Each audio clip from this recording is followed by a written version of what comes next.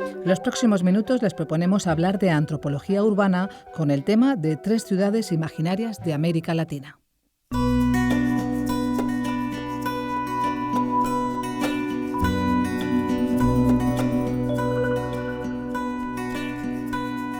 Francisco Cruces, profesor del Departamento de Antropología Social y Cultural, centra sus investigaciones en lo urbano desde una perspectiva simbólica y dirige también el Grupo de Cultura Urbana de la UNED. Hoy nos propone una conversación con el sociólogo venezolano Tulio Hernández sobre 3 ciudades imaginarias de América Latina. De esta forma, nos ofrecen las claves para entender este continente y su literatura, para entender quiénes somos a través de la urbanidad.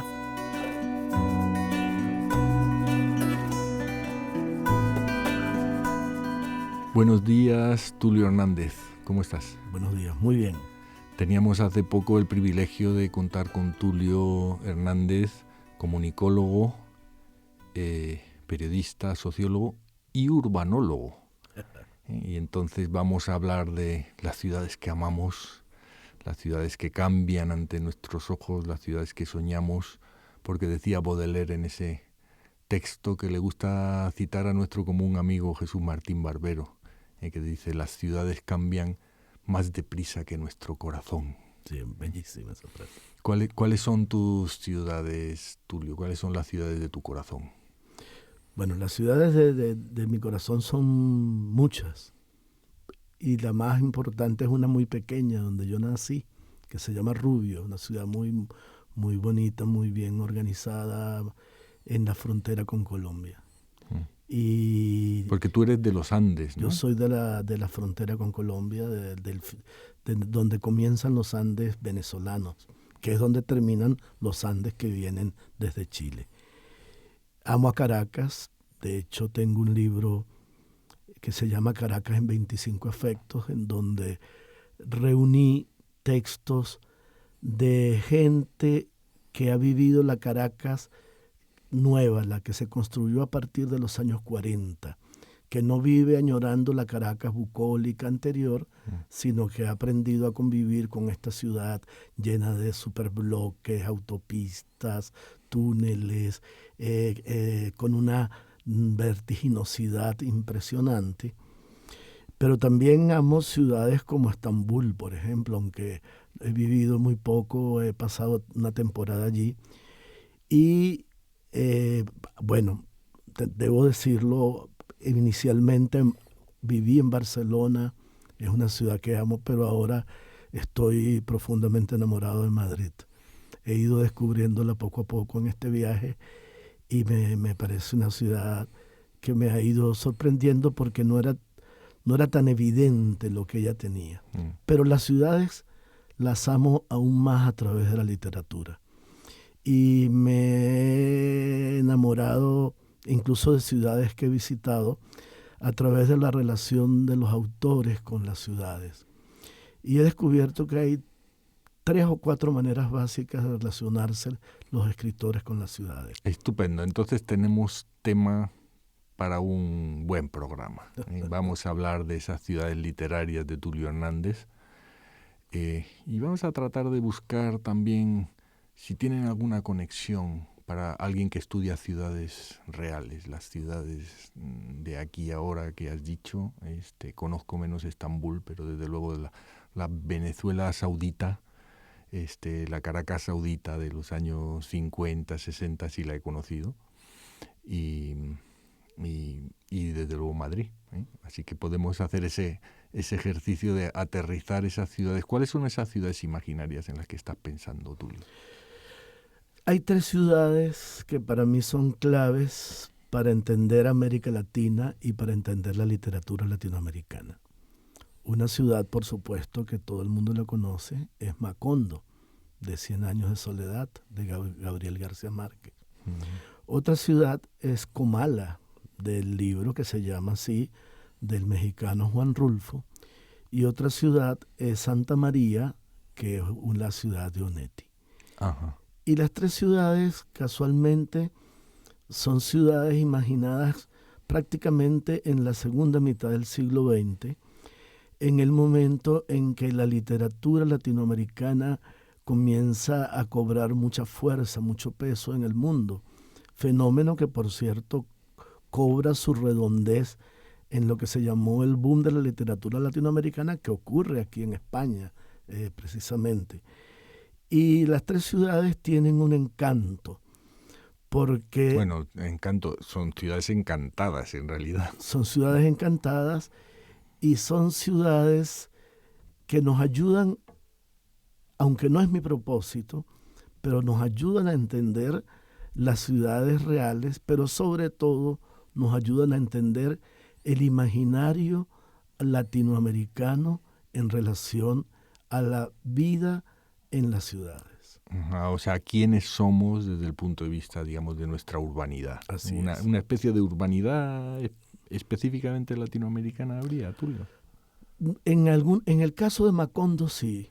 En el caso de Macondo, porque fíjense que 100 años de soledad puede ser leída en dos claves.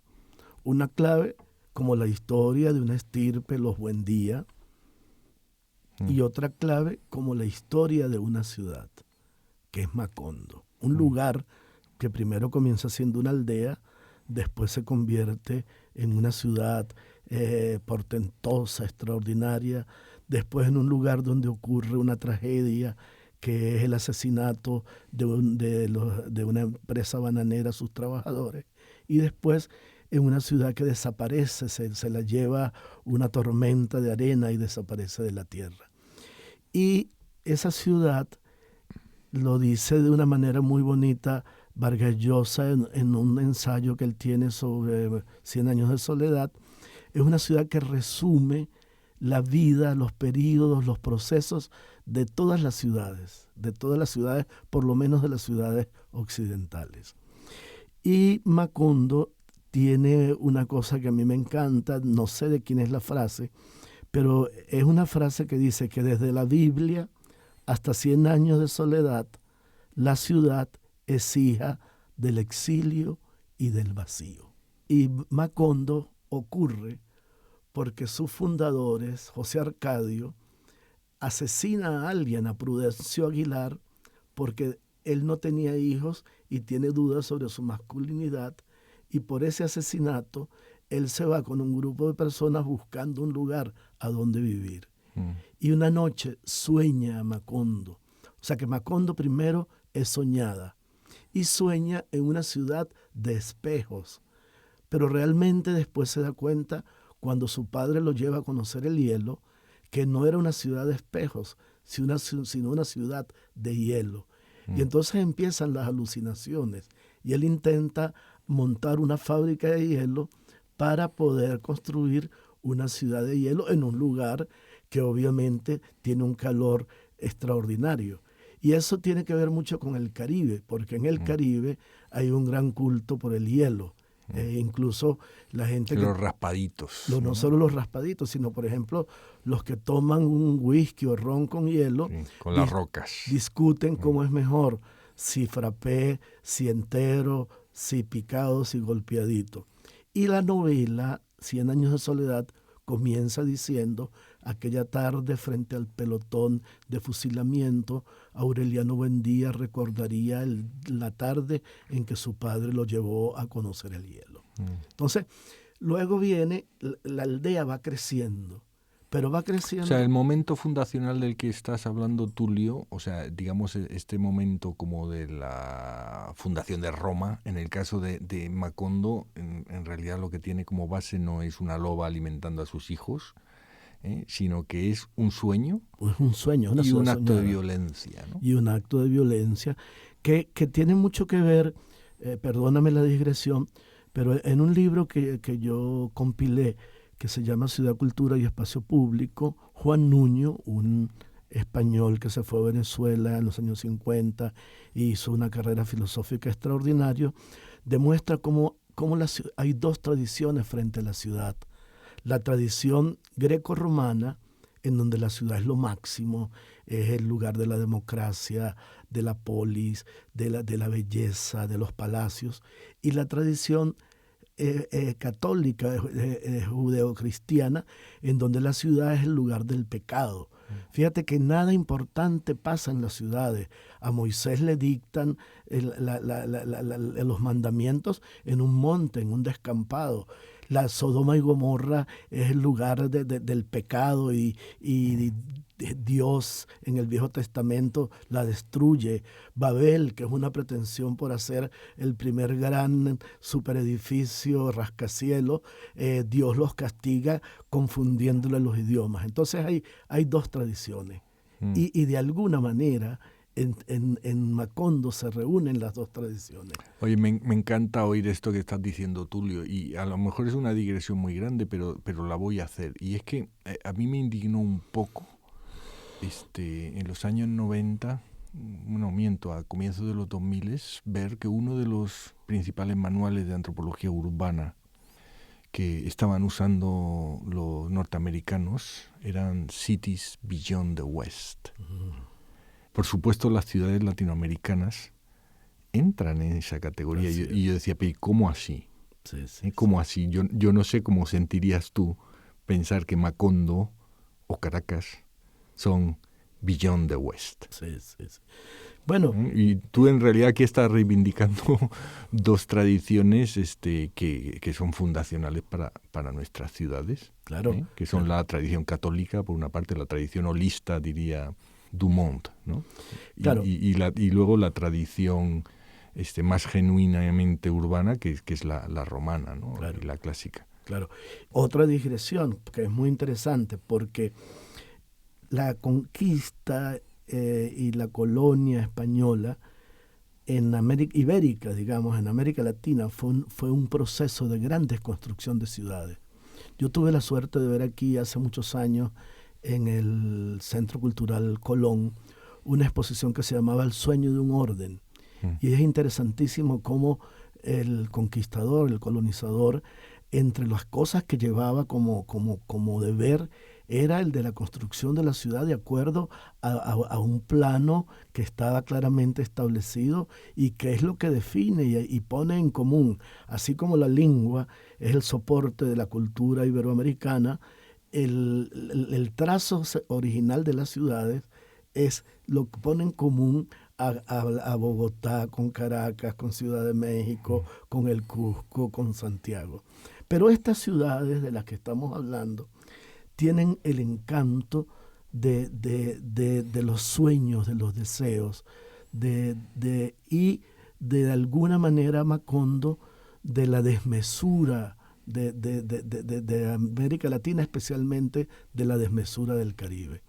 Entonces, en Macondo hay momentos extraordinarios porque Macondo pasa de ser una pequeña aldea a irse convirtiendo en una gran ciudad, a donde van llegando prodigios como el gramófono, el hielo, los inventos de los gitanos, el circo, allí hasta que llega la plantación bananera y entonces aparecen los gringos que empiezan a vivir aparte, como se vive también en Venezuela cuando se llegó el petróleo, y aparece una cosa que está muy borrada de la historia de Colombia, que es la masacre de miles de trabajadores bananeros que son transportados luego en un tren, y viene la amnesia colectiva, la enfermedad del sueño que hace que a la gente se le olvide, así como pasan 3 meses lloviendo, la gente se le olvida todo el pasado. Entonces es una gran metáfora también de esa especie de amnesia colectiva que tienen muchas ciudades latinoamericanas, entre esas Caracas, y luego viene la idea de la destrucción total, porque al final, cuando Melquíades está leyendo el pergamino final, está viviendo también el final de la ciudad. O sea que de alguna forma tú lees esta ciudad de Macondo como una suerte de alegoría sobre la identidad latinoamericana o la modernidad latinoamericana, ¿no? La modernidad periférica latinoamericana, esa modernidad atípica, porque fíjate que en las relaciones que tiene la ciudad siempre está la presencia desde un italiano que lleva el gramófono, un un norteamericano que lleva una industria masiva y termina masacrando, un sabio catalán que sabe leer unas escrituras sagradas, y todo, pero todo centrado en el eje de una familia y en el eje, que es una cosa extraordinaria, de un héroe cuya mayor virtud es que peleó 32 batallas y las perdió todas. Entonces, digamos que Macondo es una construcción tan autónoma que es más conocida que miles de ciudades del mundo. Yo te puedo mencionar ciudades venezolanas, colombianas. Yo te digo Jadacaquíba y tú no puedes tener ni idea, pero te digo Macondo sí. Te digo Fusagasugá, que es una ciudad de Colombia, tal vez tú sí la conozcas, pero la mayoría de nuestros... De Fusagasugá yo tengo un poncho, Tulio. Ah, qué maravilla. Un poncho cuando yo iba con una sociedad de caminantes que se llama Salsipuedes. Ah, qué bueno. Y por allá por la sabana cundiboyacense, y en una ocasión pasamos por esa ciudad que dice, pero es cierto, de hecho Macondo es un trasunto de la ciudad natal, ¿no? De Aracataca. De Aracataca, ¿no? De García Márquez. Y Macondo es tan interesante que aparece en Wikipedia con la misma seriedad con la que se describe París o se describe Madrid. Y me gustaría leerte, que lo traes a propósito, cómo se define los límites de Macondo en Wikipedia, que es una enciclopedia muy seria, hecha de manera colectiva. Bueno, dice, dale. Wikipedia en Radio UNED.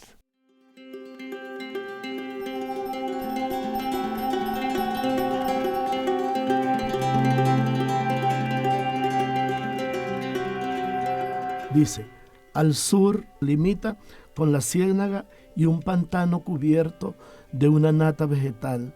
Al este, con la ciénaga grande, que según los gitanos es una extensión acuática sin límites ni horizonte, formada por su fundador primero, que se encontró con un terreno fértil, pero luego por mucho tiempo caminando por un pantano poblado de cetáceos con cabezas de mujer.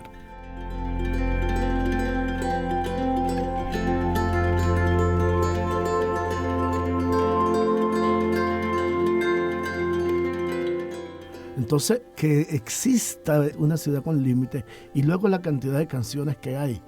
Hay unas canciones popularísimas, hay una que dice, yo me voy para Macondo, ya vendí todas mis cosas, yo no sé dónde queda Macondo, me preguntan dónde queda y yo digo que en el Congo. Entonces, está en la música popular, está en la pintura, está en las enciclopedias. O sea, es una ciudad incluso es un verbo, macondiano. O sea, es una... Bueno, y es también un adjetivo sustantivizado, el macondismo. El macondismo. Que yo creo que esta reflexión que tú estás haciendo invita a pensar un poco, ¿no?, en este carácter alegórico en relación con las generaciones de latinoamericanos y concretamente con los productores culturales. Porque, por ejemplo, yo tengo la impresión de que los colombianos de mi generación rechazaron bastante, algunos de ellos, este encantamiento del que tú estás hablando, ¿no? O sea, el macondismo, para algunos de mis colegas colombianos, significa algo menos positivo y menos encantador, ¿no? Que fue justamente en qué medida esta confusión de lo real y lo imaginario, onírica, amable y digestible por las élites euroamericanas, ¿no?, de Europa y de Norteamérica, se convirtió de alguna forma en un cliché de éxito literario, ¿no? Así es. De modo que yo creo que en Fernando Vallejo, por ejemplo, ¿no?, o en el cine de alguno de mis amigos caleños, hay una deliberada distancia. Hay una generación antirrealismo mágico, porque claro, el realismo mágico se convirtió también en un lugar común. Yo recuerdo en un festival de cine en Cartagena que un amigo francés decía, es que en las películas latinoamericanas, si una mujer al final no sale volando, no es latinoamericana, y se refería a aquella escena famosa de Remedios la Bella. Y efectivamente hubo un abuso de eso. Yo creo que ahora estamos llegando a un punto de equilibrio, y es no simplificar América Latina en la idea de que todo es realismo mágico, porque eso fue también una simplificación que también tiene que ver con una mirada eurocéntrica. Hay un libro de un venezolano que a mí me encanta, que se llama Del buen salvaje al buen revolucionario. Pero como yo sé que nos queda poco tiempo, hay que hablar de otra ciudad que es fundamental, que es Comala. Ajá. Comala, porque Comala es una ciudad poblada de muertos. Claro que es la ciudad de Pedro Páramo, De ¿no? Pedro Páramo, donde está Pedro Páramo. Y yo comienzo un ensayo. Comala, primero, todos están muertos. Todos los habitantes están muertos, pero hablan y entre sí. Pero es tan caliente, es la representación de la aridez de ciertas zonas mexicanas, que dice el narrador que cuando la gente de Comala se va al infierno, regresa a Comala a buscar una cobija porque le da frío. Y yo comienzo el ensayo diciendo que me encantaría la ayuda de algún científico para poder calcular la temperatura de Comala, saber cuál es la temperatura exacta del infierno. Porque si regresan a Comala a buscar una cobija, es porque la del infierno es más baja que la de Comala. Entonces, Comala me parece que es una ciudad que tú la vas construyendo, no hay señales de cómo es, no es como por ejemplo Santa María, que es una ciudad, la de Onetti, que queda a la orilla de un río, que es un puerto, que es decadente, que está llena de ríos, que además el caso de Santa María es muy interesante, porque Santa María la inventa un guionista de cine que después se va a vivir en esa ciudad, que se convierte en una ciudad donde el guionista termina viviendo, ¿no? Entonces, estas tres ciudades, que por cierto acabo de visitar Santa María en Cádiz, el lugar donde nació Rafael Alberti. Ajá. Y me pareció extraordinario porque llegué a las 3 de la tarde, no había nadie en las calles, era como Santa María la de Onetti, es marítima, queda, como dice una frase de Alberti, colgada a la orilla de un río cuya mano cana llega hasta el mar. Entonces, yo creo que lo fascinante de este interés mío por estas tres ciudades es porque nos ayudan a entender no solamente una síntesis de lo que los latinoamericanos creemos de nosotros mismos, sino unas maneras particulares como nuestras ciudades, a pesar de tener el origen en el sueño del orden hispánico, fueron construyéndose y haciéndose de una manera absolutamente libre, creando una nueva manera de ser urbano, a veces muy contradictoria, a veces muy dolorosa y a veces absolutamente feliz.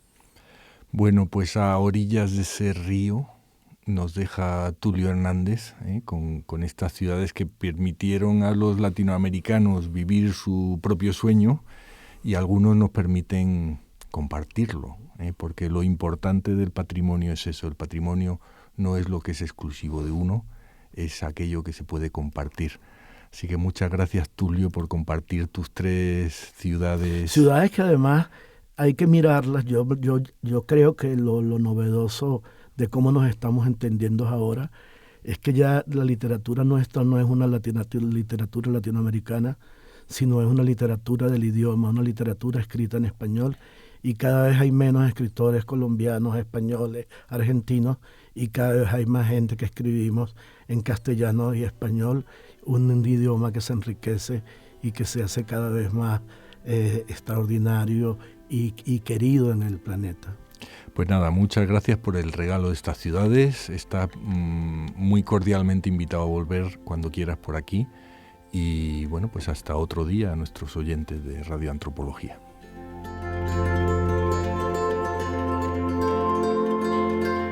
Damos las gracias por su participación en este programa a Tulio Hernández, sociólogo especializado en temas de cultura y comunicación, ensayista, gerente cultural, editor y columnista de prensa. Y también a Francisco Cruces, profesor de Antropología Social y Cultural de la UNED.